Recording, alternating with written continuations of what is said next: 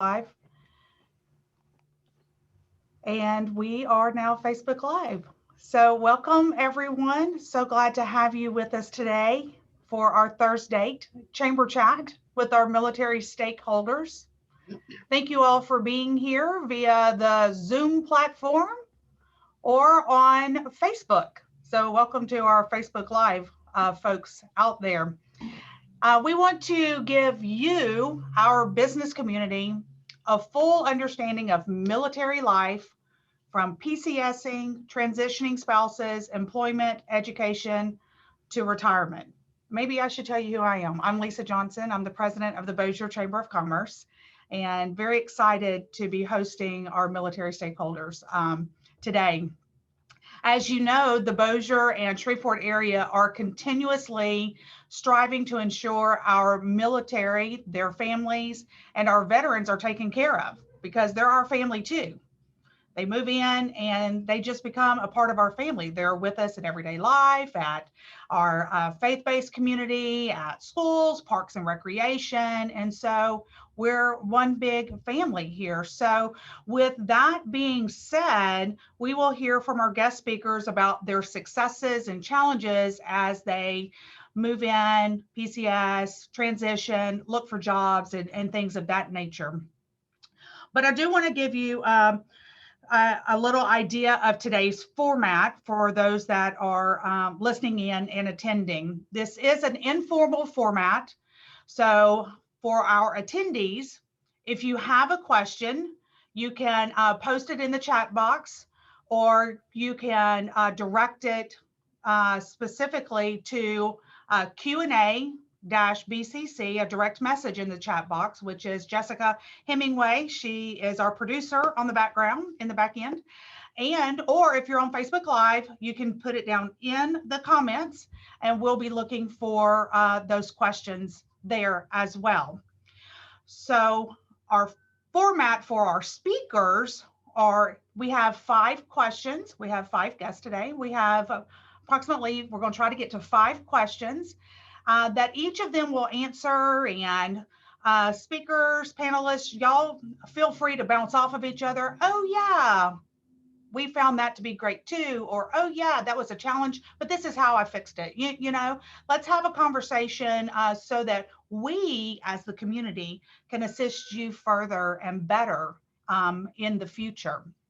So after each question is asked of the panelists, we will pause for just a moment to see if we have any questions from our attendees regarding that specific topic that we're talking about. So without further ado, we're going to officially get started, and it is my pleasure to introduce to you all Katie Hawley, who is the Military Relations Liaison here at the Bossier Chamber of Commerce and does a fabulous job for us, to introduce our panelists today. So Katie, over to you. Good morning, everyone. Like Lisa said, I'm the military liaison for the Bossier Chamber. We're trying to get each guest speaker's perspective of the aspect of what the military life is.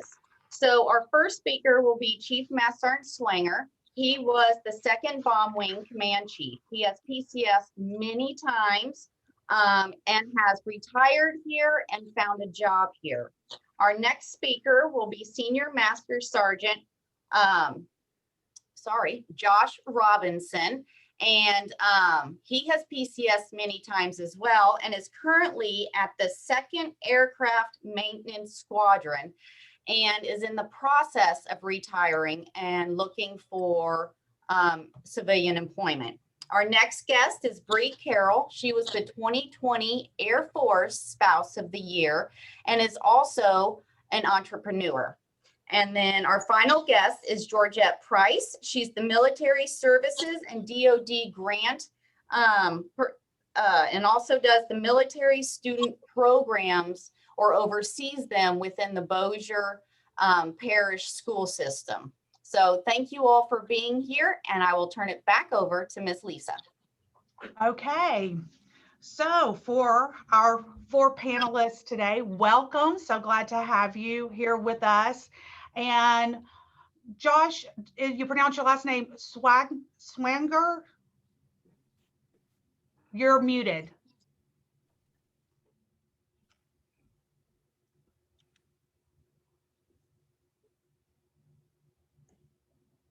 All right. For some reason, my space bar is not working. It's Swanger, like anger. Swanger. Okay. I just want, make sure I get it all correct there. Okay. Well, so glad to have all of you here with us today. And we'll start with our first question. And Chief Master Sergeant Swanger, we'll start with you, and we'll just kind of, play it by ear and whoever starts first on the next question and what have you. But the question I have for the first question I have for the four of you today is, what challenges and successes did you face when getting orders here?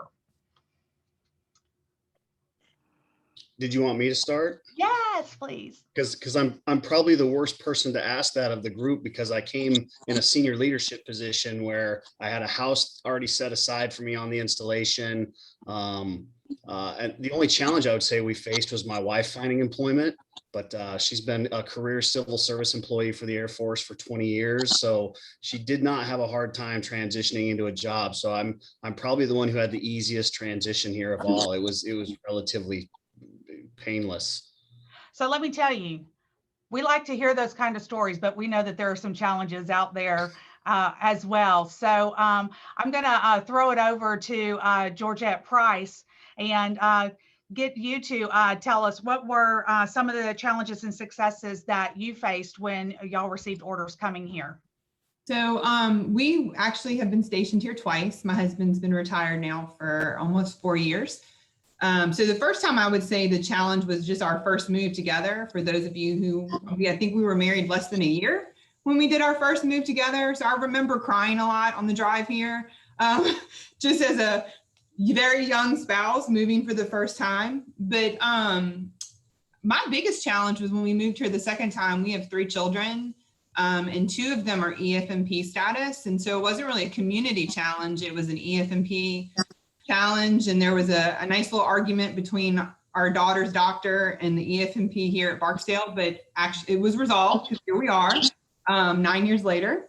And so I think my biggest success was finding a job, actually almost too quickly. I found it while we were still at Langley. And there is a funny story associated to my first business trip when I came home, and our, at the time, 2-year-old was covered in Sharpie marker when I left them at home for the first time with their dad. But that was probably my biggest success, was finding a job very quickly. Excellent. So Josh Robinson, what about you? So much like Chief, my PCS here the first time may not be a situation because I came here single and had nothing to worry about school or anything. It was find a place to live and go work. And my second PCS back here, my family was already here. I went to Turkey and did 15 months of remote and left them here. So it was both of my PCS through Barksdale were extremely. Excellent. That's what we like to hear. So back on the other side again from a military spouse, Miss Bree, I mean, I don't think folks understand how much that the spouse that's not enlisted or active duty really faces when they have to transfer and get orders somewhere. So what were your challenges and successes? Well, thank you to the Chamber for having us, especially during Military Appreciation Month. So this is awesome.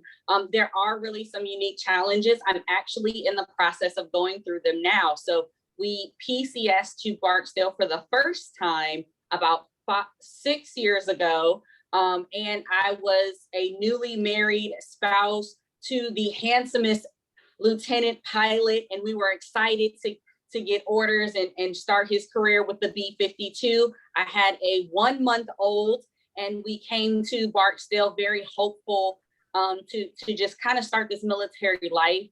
Our challenges were a little unique. I'm sorry. Our challenges were a little unique in the fact that finding housing. So originally we started off renting off base, which was great. So we were able to find a space, but we ended up staying off base since TLF was full at the time. So we stayed at the Hilton downtown with a 1-month-old for several weeks as we waited for our house to be ready. From there, I also was unemployed. Typically, I was a GS employee, and there was just a gap from transferring from our previous base in Del Rio, Texas to Barksdale. So I was out of work for several months before I was actually employed. So that was another challenge that we faced when we first moved to Barksdale. I will say, coming back this second time, for those who don't know, we'll be back end of the month or early June, whenever TMO can get their life together. We'll be back at Barksdale, and we're excited to come back because we're coming back as homeowners. We're coming back as, with me being in an entrepreneurial role, and I know I can connect with the chamber, and I have a community there that is set up for me to succeed doing that, as opposed to waiting for opportunities to pop up with employment. So the first time coming to this time looks very different. And I know we'll talk about schools and all that stuff, but I feel like I'm coming back to Barksdale with knowing a little more and really excited to jump back into that community after we've been there for so long. Thank you for that perspective, and congratulations on all of your honors that you've received over the last couple of years and such. So, yeah. And for those that are on the call, she said we stayed in the downtown area. So I just want to let you know that that doesn't mean specifically downtown. It means outside of the base gates. So that means that they had housing outside of living specifically on the base, and that is downtown. So let's move on to well, do we have any questions from our attendees for our panelists as to their successes or challenges in moving here? I have my own question. You are all talking about the challenges of moving here and not, and how it was easier sometimes than the rest. Do you think just the first move, no matter what base you're at, as you learn the process, it just becomes a little easier in a lot of aspects, no matter which bases you are at? I mean, that kind of seemed to be the feeling I was getting, but I just wanted to clarify. Oh, that was a great question. Absolutely. I see a lot of my fellow panelists shaking their head as well. The first time, you always learn a lot along the way. I think each PCS presents its own unique challenges depending on, another panelist mentioned, with EFMP or with finding housing. I think that first PCS is definitely going to present some challenges, but as you learn the process, as you know what to look for, as you know who to connect with, it does make that process a lot easier. And I just want to mention, for those of you who are not military, EFMP is Exceptional Family Member Program. And so it's a program that, as a dependent, either the spouse or your children are enrolled in, to make sure where you move has the services that can provide. So medical, or students who may have exceptionalities in school.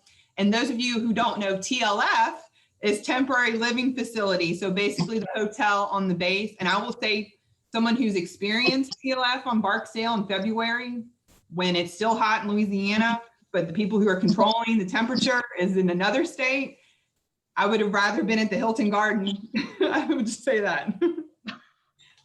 Yes, we were at the Hilton. Well, thank you for clarifying that y'all live in an acronym world and that we don't know what all the acronyms mean. So if you think about it, make sure that we know, or y'all just, I think that was great exchange. Just go, oh yeah, don't forget this means, to help us out here on the civilian side. So our next question is, and curiosity is, during your tenure here and entry into the job community, what were your primary factors in staying in the community? And of course, we understand that you go where the military tells you to go, but sometimes you come back, you retire. So what are your primary factors in staying in the community? And as a spouse, or for your spouses. What about finding employment or lack of due to potential PCS moves or instability? So Senior Master Sergeant Robinson, why don't you start us off with that? Are you going to tell me you're not a good one to start off with?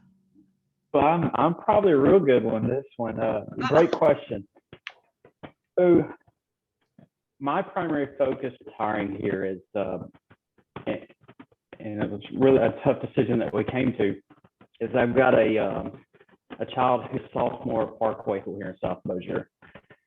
And I just got hit with orders to Minot Air Force Base of all places. And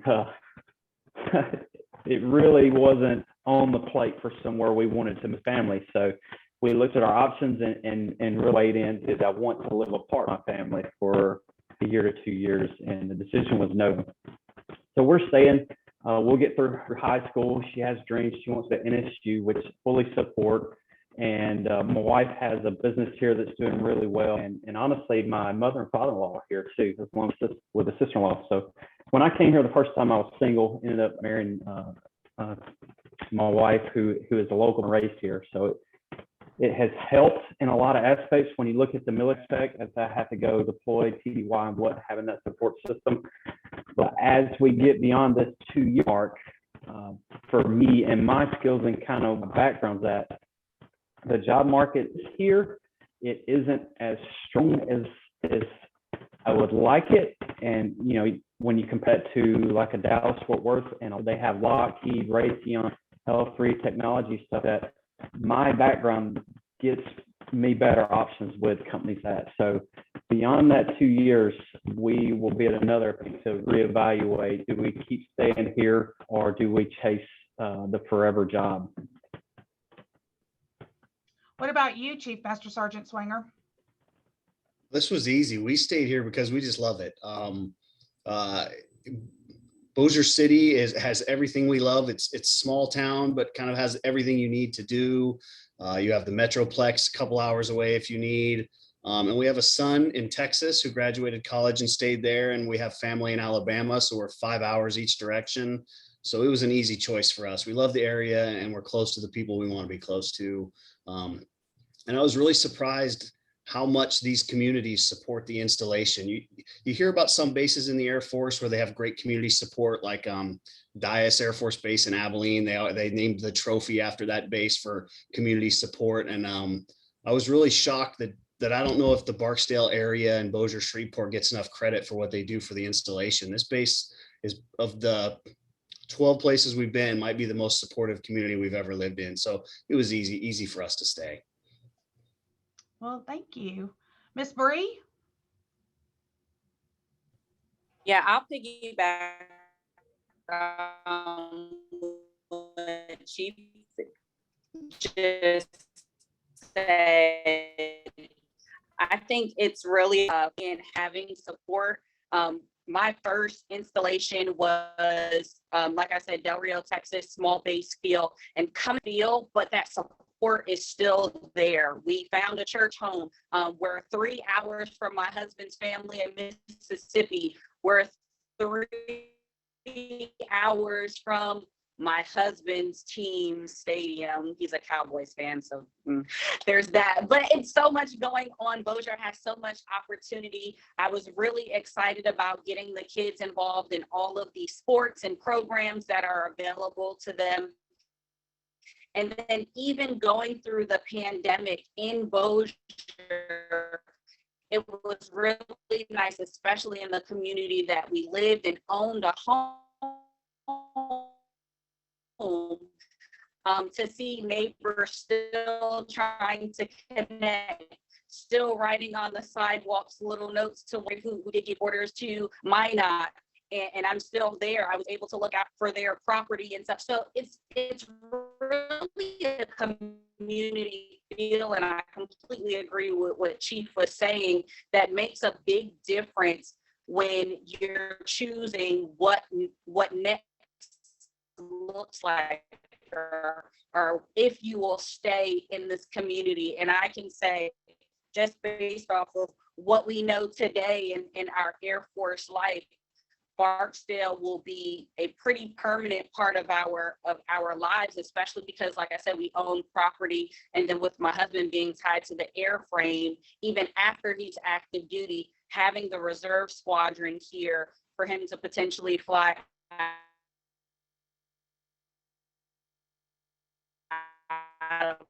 also helps with retaining those flyers in that military opportunity. So Bree, And then as a spouse, entrepreneurship, I can't speak more highly of it. I completely love how the chamber supports, how there's a lot of programs, whether it be SBA, where we can get plugged into on base, but connects us to resources off base. There's a lot of great opportunity right here in Bossier. thank Yes, you. ma'am, can you hear me? We can. It's been a little gargly and you froze up a little bit. I'm going to ask our attendees if you all Can you would hear me? please turn your, not the panelists, but the attendees, if you'll turn your videos off, that would assist a little bit in some of our audio, since we've got a lot going on here. We find that to be helpful occasionally. And and then maybe you all won't freeze up as our panelists. So Georgette, what about you and your family? Well, we actually had a lot of reasons for staying here. Most of them are personal. I'm from Southern Louisiana. And so my whole family is a nice, short-ish car ride away, 5 hours. People don't realize how far away we are from the New Orleans area here. My husband actually grew up here at Barksdale, or we like to call Barcatraz. His dad was stationed at Barksdale for 20 of his 26 years. We're not allowed to use that term. Sorry, I can't help myself. It's like the Barksdale bubble, we got the bubble and Barcatraz. So my in-laws are in the local area. My father-in-law just retired again as a GS. And so our kids are settled in school, and we were here for my husband's last 5 years. And quite frankly, I had a job already, and my husband and I had an agreement. He works the first 20, I work the second 20. He's enjoying the check of the month club. And so why move our kids if we had a job and we had family? But I will say too, kind of to piggyback a little on Bree, our church family, when we moved back here, my kids were with my parents for the week, so my husband and I could get settled in our new house. And we went to church, and we walked in, and one of the deacons saw us, and he was like, "Are y'all back?" And we're like, "Yeah." He's like, "Good, I got a project for you." And we had been gone 3.5 years, but they, remembered us and welcomed us back and put us straight to work. So that was a big reason why we decided to stay as well. Excellent. And we've been talking about families, and you're talking about you've got children in school and what have you. So what was your impression of our education system prior to moving here? And now that you're here, or maybe here a second time, has your impression changed during your time here? And I guess we'll start with Bree on this one. Awesome. I'm excited to talk about the school system because I love Bossier's school system. It really afforded my littles the opportunity to really grow. So I had the opportunity of having my oldest in the pre-K 4 program, as well as in kindergarten in Bossier. He really thrived because he was definitely acting out in daycare. He needed that structure, and all of the schools that in the programs, reading up on them, his teachers were amazing. I have no complaints about Bossier school systems. And I'm excited because he will be in second grade when we return back to Barksdale. So we are really looking forward to that, and just knowing that he'll be in a place where his little mind can be nurtured and he can be challenged. So I really appreciated that. And I think when you talk about schools in general and education overall, there in every location, there are better areas or challenging areas. And it's really up to the family to decide what works best for them. If they choose to go public schools, which is what we decided to do, if they want to do private or if they want to homeschool. I think there is some level of support for all of those options here locally. Chief, I know you're retired, but what about you?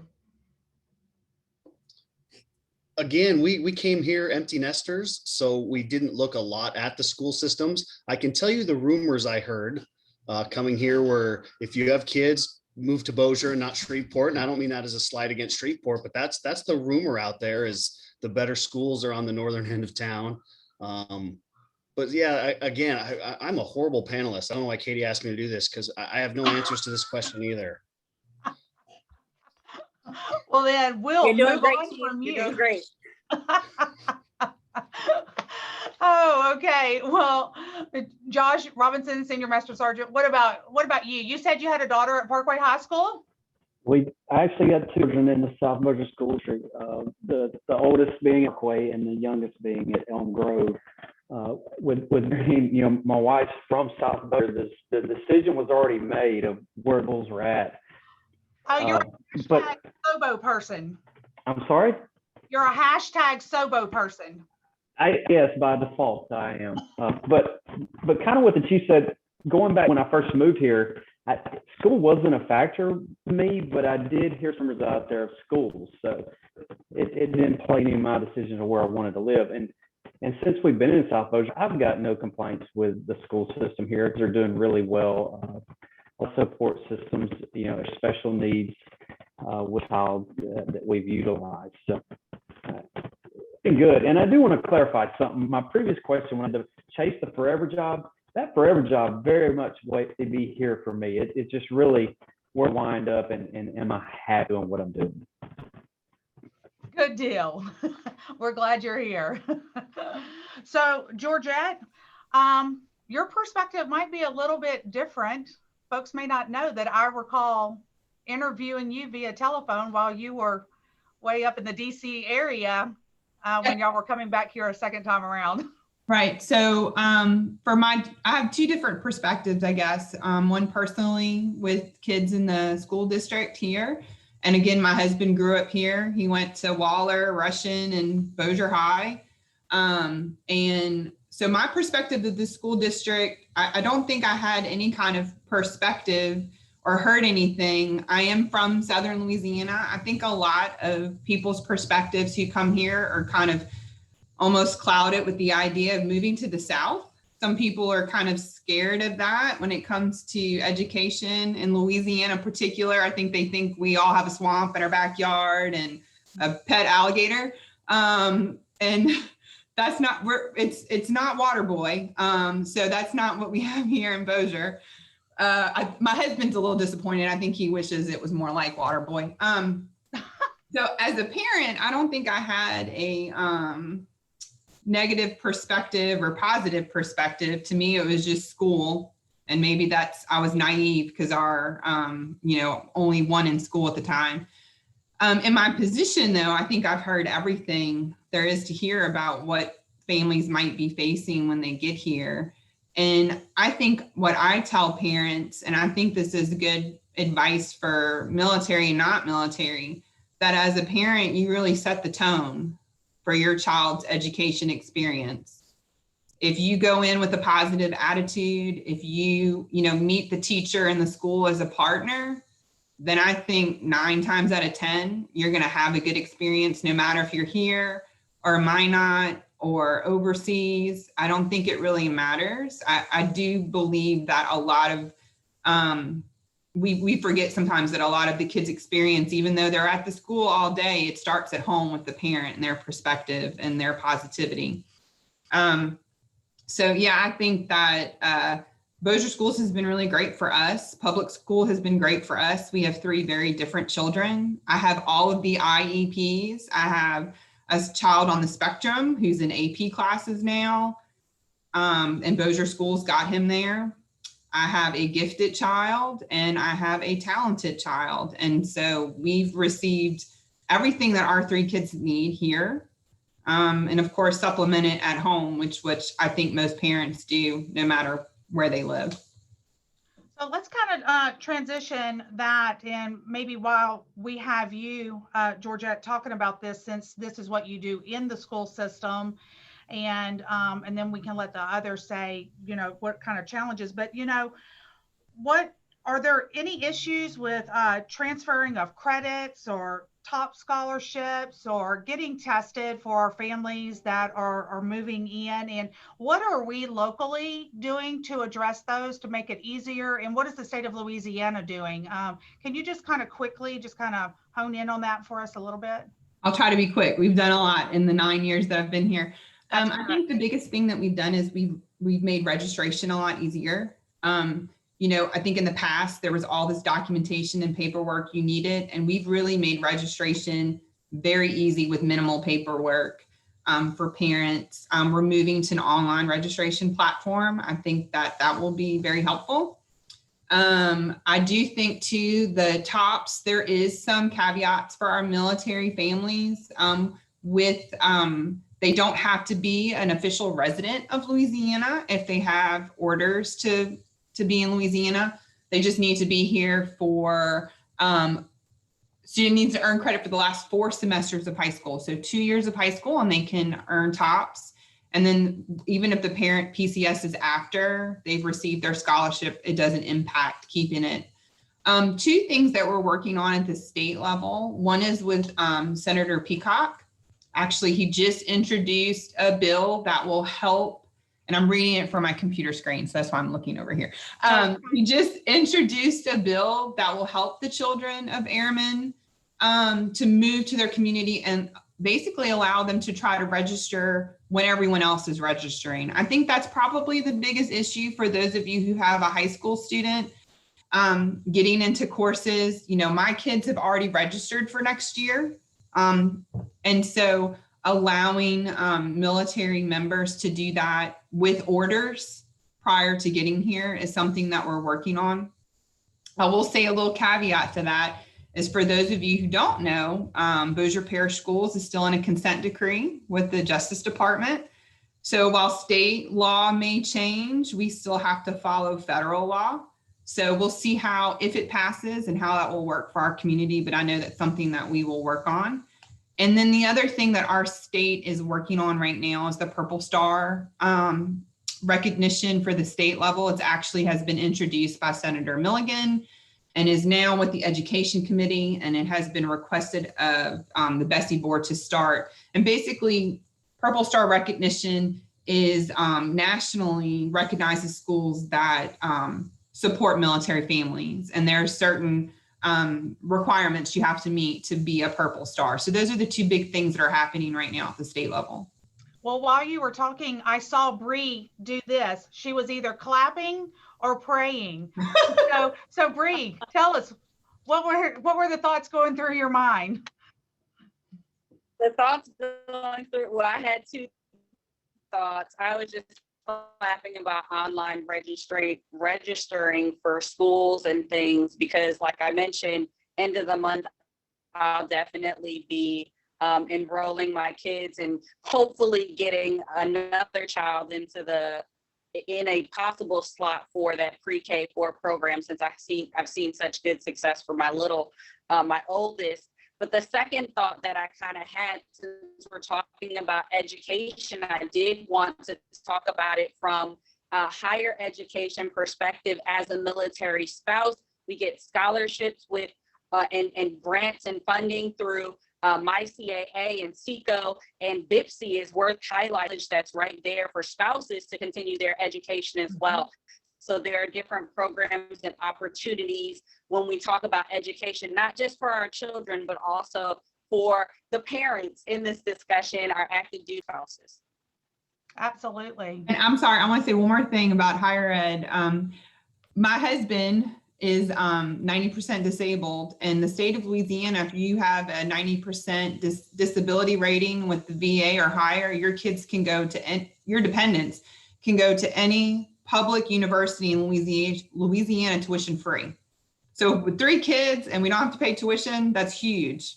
So if you haven't gotten your disability rating, I keep offering my husband to help him to the 100%, you know, if I need to help him. Anyway. I don't know if that's a good thing or a bad thing, Georgette. It's a joke. Right? So, Senior Master Sergeant Robinson, what about you? Do we still know what we're talking about? We're talking about transferring of credits and being, whenever we're moving in, and top scholarships and, things of that nature. What have you found to be helpful for your? I appreciate the refresh, honestly, because there for a minute I was like, I'm not sure. But didn't have to deal with transfer credits, but the scholarship is something I'm only thankful for Louisiana, because it's looking like the oldest is going to be eligible for that. She's in talented program with Parkway. She got a 4.0 GPA. So just to have a resource that we can tap into to get her off to college, through college, is extremely helpful. So we're looking forward to that. Haven't done the disability thing yet, but if that rating comes back favorable, yes, another option for when kids get through school, which in post-retirement is a factor, right? It is. It is. So let's move to the adult side of things. I mean, we've talked about our kids and them getting into school and transferring the credits and what have you, but I mean, you all bring spouses with you, or you retire and you're looking for jobs in the community. So Chief, I know you are empty nester and you don't have the children, but I mean, you were chief over lots of folks. And so, and then you're with your spouse, when searching for employment, are there any issues that you've had in interpreting, or you've seen for any of your folks when you were helping them interpreting your resume for spouses in the civilian community, or maybe occupational license and what have you? I'll just say very quickly, I know whenever I hired Katie Holly and she came in with her military resume, I literally, after we visited, I looked at her and I said, as a civilian, I don't have a clue what any of this on your resume means. But I like you, and I think you've got what it takes to do the job here. So let's give it a shot, but I don't have a clue what you've done in the military world. So, how do we bridge those gaps with resumes and transferring of licensings and things of that nature? That's tough to say how you do it as a community. Like on the base side of things, when you do your transition assistance briefing when you're retiring, they talk a lot about demilitarizing your resume and putting it into plain speak. And there's even people who pay professionals to do that for you. That's what I did, because I was not going to attempt that myself, which definitely I would assume made finding employment much easier when someone understands your resume. I guess the short answer to your question would be, just like you did with Katie, is just be willing to interview them and ask the questions that you don't understand, and figure out how that all that experience and all that those things translate into the civilian world, because it's really not as different as people think, being in the military versus working in the civilian sector. We use more acronyms and we say sir and ma'am a lot more, but other than that, it's really not. The skills are completely transferable.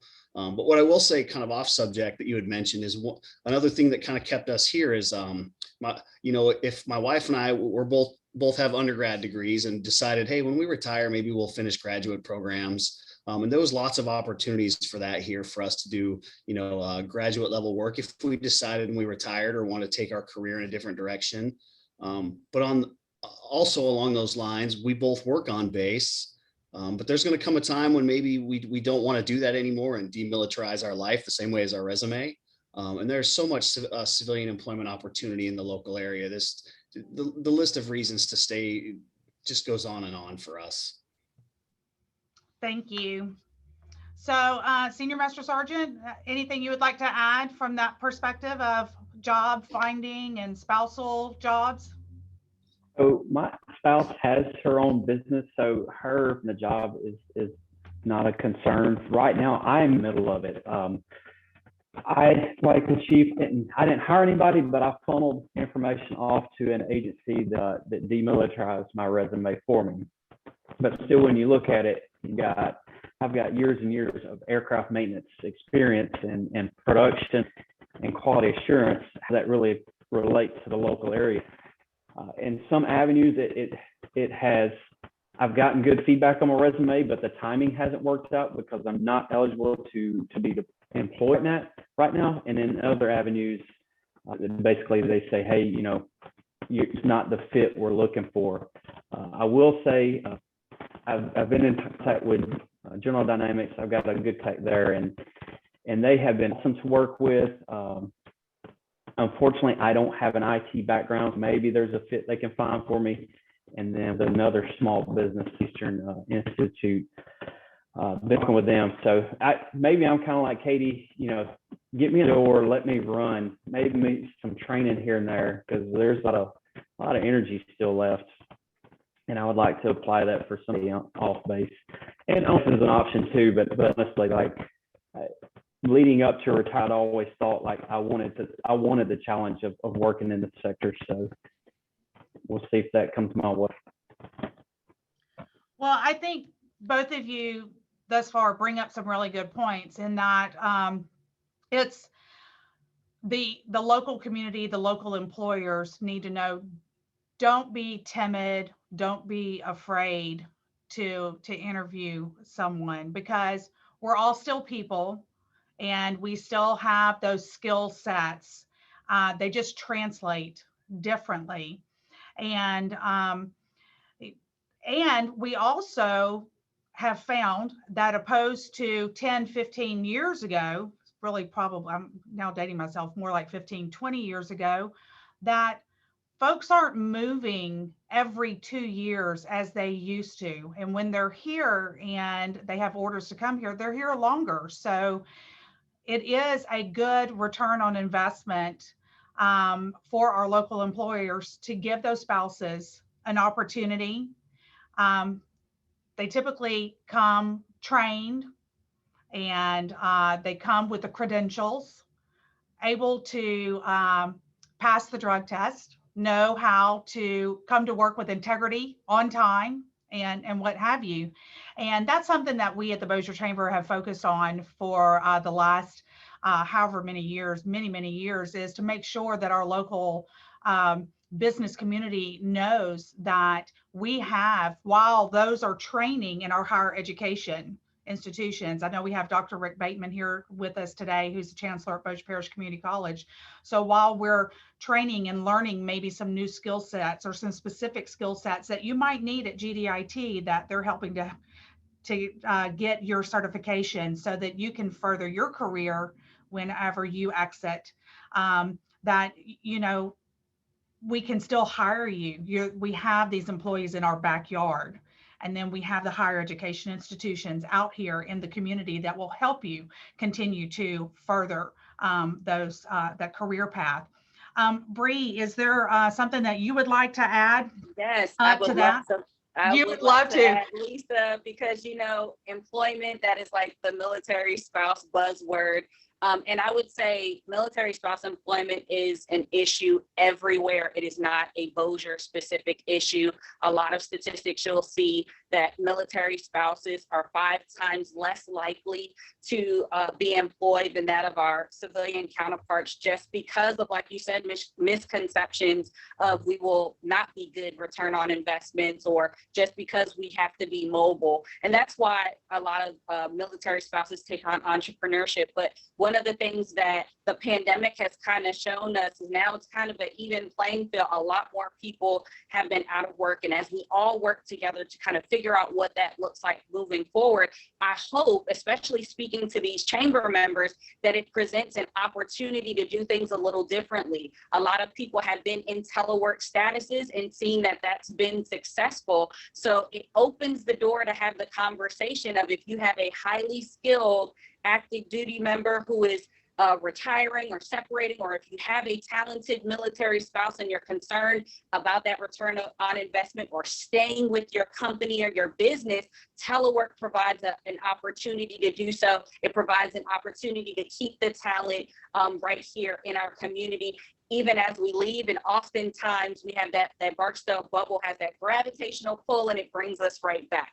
So I think talking about licensure, even I would also say for chamber members, spouses, and our military community, continue to advocate for those licenses to be recognized here in the state. We've made tremendous leaps and bounds with that, and I'm excited that a lot of those licenses that were recognized in other states are also recognized in Louisiana. That makes working in the state, and specifically in Bossier, even easier for people who come in as professionals and maintaining those types of licenses. So military spouses, employment is a big topic for us. It's something that we'll continue to work on and discuss to partner with our community so that we can be more effective, that we can show up as amazing candidates, and we can really serve in the community that we love and that we want to stay in.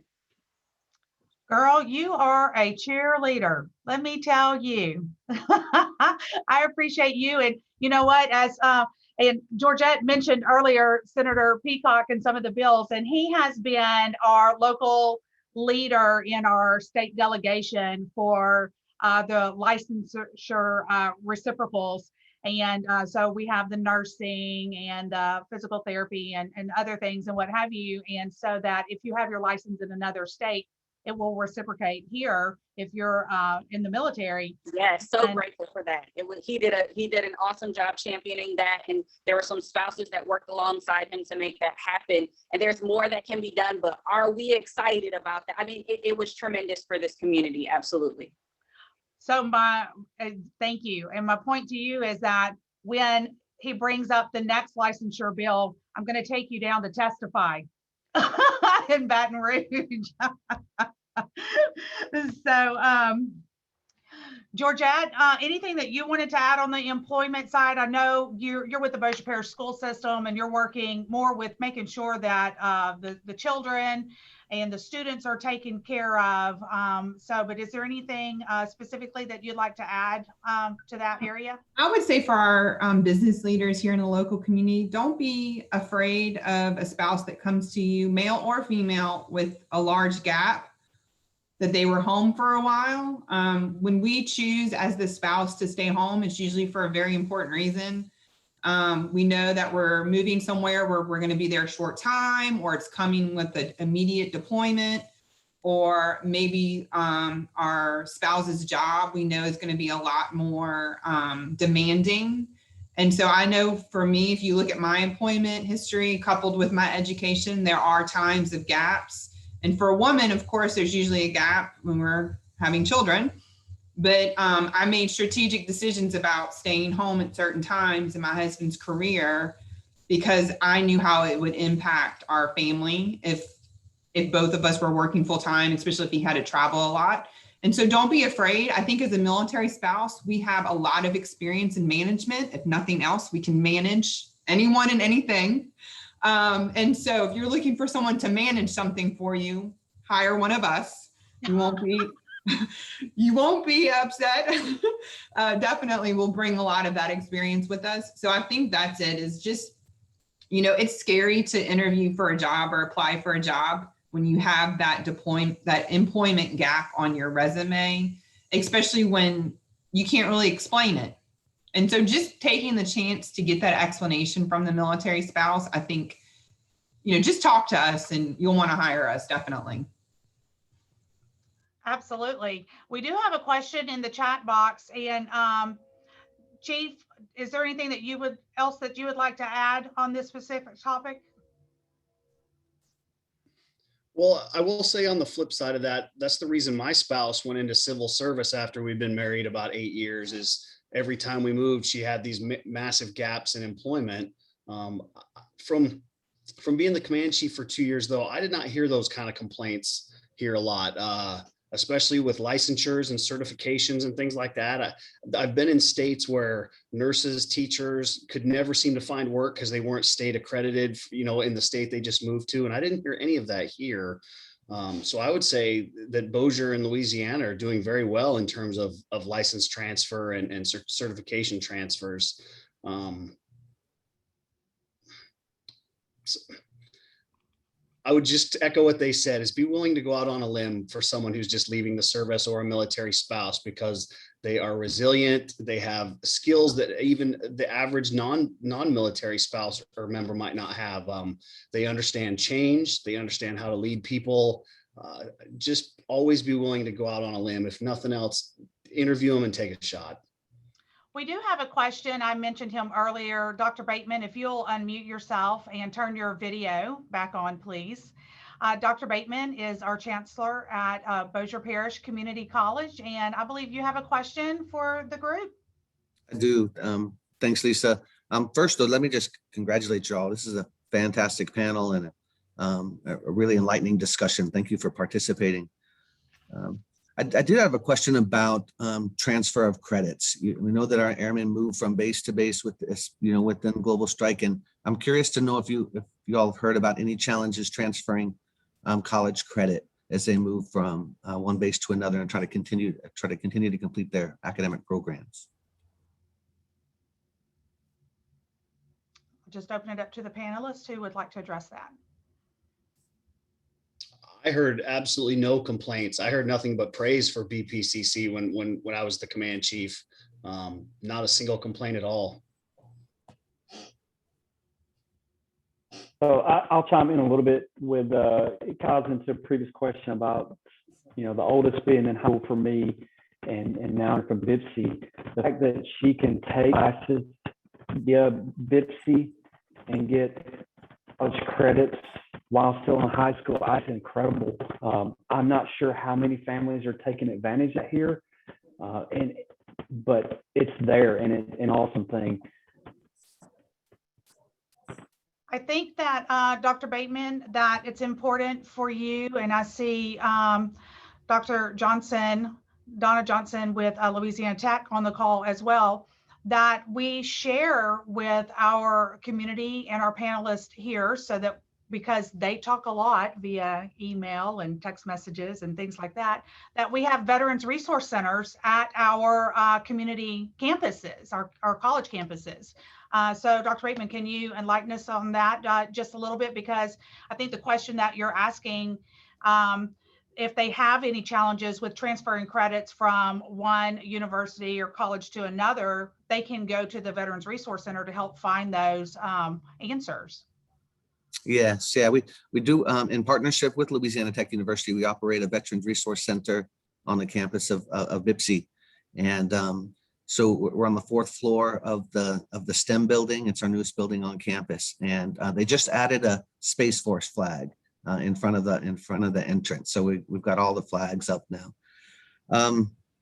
So yeah, that's been a wonderful partnership with Louisiana Tech and with Dr. Geis. Susan Stakes operates that on the BIPSI side, and they've been recognized year after year as a military-friendly support service, and also recently military spouse friendly. So we're proud of the work that we're doing. But I had heard, and it's been a little while since I heard it, but I did hear that some students may have had difficulty when they move from base to base getting their credits transferred. That's not happening now is music to my ears. So thank you. Excellent, excellent. Dr. Johnson, did you want to weigh in? Welcome, glad to have you. Yes, thank you. Echoing what Dr. Bateman said, that Veterans Resource Center out here on the campus of BIPSI, it's one of a kind in the state, and there are very few in the nation that have the co-occupancy between a community college and a four-year institution, with the centralized goal of no matter what that service member or military affiliated individuals' needs are when they walk in, they can be helped in that single space. I would like to also add, and Josh Robinson knows this very well, Barksdale Air Force Base also boasts 3 on-base institutions to help those service members with their military credits, whether that's gaining new ones, transferring in additional credits, or, getting new credentials. There are 3 institutions out there that have, office space: Louisiana Tech, Northwestern State, and Embry-Riddle. And BIPSI has a testing center out there. I can't tell you how many of our students, whenever I was out there in that facility manning that on Barksdale, would go and CLEP courses through the BIPSI testing center there. So we have opportunities, and And many service members take advantage of them. And maybe we don't do a good enough job of getting that word out to the service members and their family members. Thank you. Thank you. Our time is running short here. Are there any additional questions for our panelists? I know someone had written in here for you, Josh Robinson, stating, what specifically are you looking to do in the civilian work sector? That's a good question. Are you asking yourself that too? Well, I kind of have a good idea of what I want to do. 21 years of aircraft maintenance, but I've done 4 years of being an instructor. I've done quality assurance. At the root of all that, absolutely love people, helping people. So on the side, if I can be in a position where if it's a production line assembly or it's an operation manager type position, I would be very happy with that. My skills translate very well to it, and then they'll have that connection to people. But I applied for a job with General Dynamics that was instructional systems development, which I have a background in with a bachelor's and master's degree. So open to a lot of things, but specifics, I've got to be around people and be tied to a specific process or mission. And that's where I'm going to be happiest. Well, we have some folks that work in the employment placement world on this call today. So I am going to transition now to Katie Hawley, our military relations liaison. Thank you so very much to our panelists for being with us today. The Bree, I've learned through the chat box, was calling us from DC, and because she's up in DC advocating. So we lost her connection, and that must be why she was having some issues with connections, but we so greatly appreciate her being with us today. And Josh, you had mentioned early on, Senior Master Sergeant Josh, we have a Joshua and a Josh, about still being active duty and, looking for what the next step is. And the Department of Defense does offer a program that Katie is very, very familiar with. It's called the SkillBridge program, and our business community may not be as familiar with that. So Katie, I'm going to turn it over to you to kind of give a snippet about that and talk about, in this month of Military May, what our next Thursday chat is going to be about next Thursday. So Katie, if you'll just round us out, please. Okay, so the SkillBridge program is basically a bridge between exiting the military and entering the business community. It allows the military with their command's approval up to 6 months prior to them getting out to release them and do on-the-job training or job shadowing with a business that particular military member is interested in. And so it just basically allows them to hopefully have a job prior when they step out into the business community. But of course, I always try to tell the business community to be flexible, because obviously they're still in the military and mission comes first. So I also tell the military, talk to your commanders, see if you can do a couple days here and a couple days there. But either way, we got to work together and be able to communicate. So I got some businesses, if you're interested in that program, let me know. I'm in contact with businesses as well as military members for that particular program.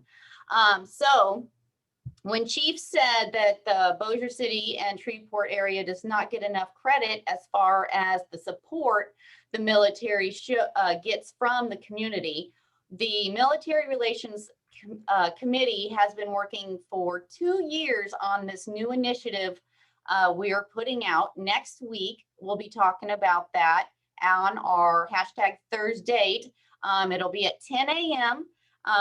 And it will be a way to show how the community shows their support as far as hiring our spouses and the support that our military children get, and our veterans and military members. So hope to see you all there next Thursday. You can register on our Bossier Chamber website, and hope to see you all there. And thank you all again for participating.